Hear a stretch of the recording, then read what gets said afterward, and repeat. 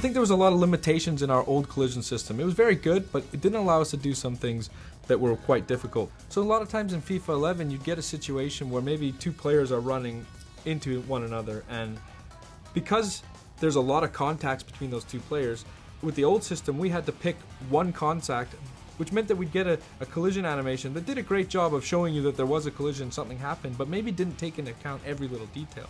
With this year's engine, what you see is when those two players come together, we're resolving for every single collision that happens, and we're really able to preserve the momentum a lot better in the interactions between players.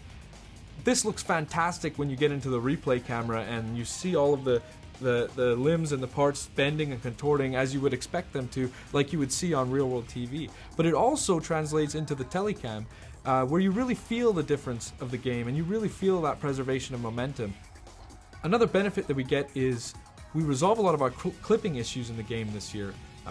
In last year's system, we didn't actually account for arm collisions at all, and you couldn't really tell in the telecam, but if you went into replay, you would notice that arms could sometimes clip through a shoulder or clip through a back of your opponents. Well, this year we're resolving every single collision on every single limb of the players when they interact, and the results are quite astounding.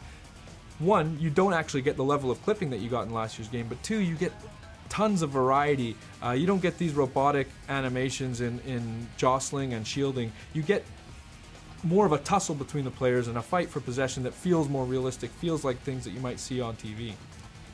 To illustrate the point about the variety we get, I want to talk about contextual dribble turns. And what this is using the left stick, you could beat a player last year by maybe taking just a 45-degree dribble turn. But sometimes when you would do that, maybe you'd knock the ball by him and that player would stick out a leg trying to tackle you or really be in the way of where you're trying to go after the ball has passed him. So when you add this year's engine on top of the contextual dribble turns, what you get is realistic behaviors, realistic things that you would see on television happening in the game. Like for instance, a player knocking the ball by a defender, he sticks out a leg to tackle and the dribbler tries to jump out of the way, but he gets caught and he goes down. But the way he's trying to jump out of the tackle and the way that his legs bend because he's been caught, it creates another level of variety that we just wouldn't have had in the game last year.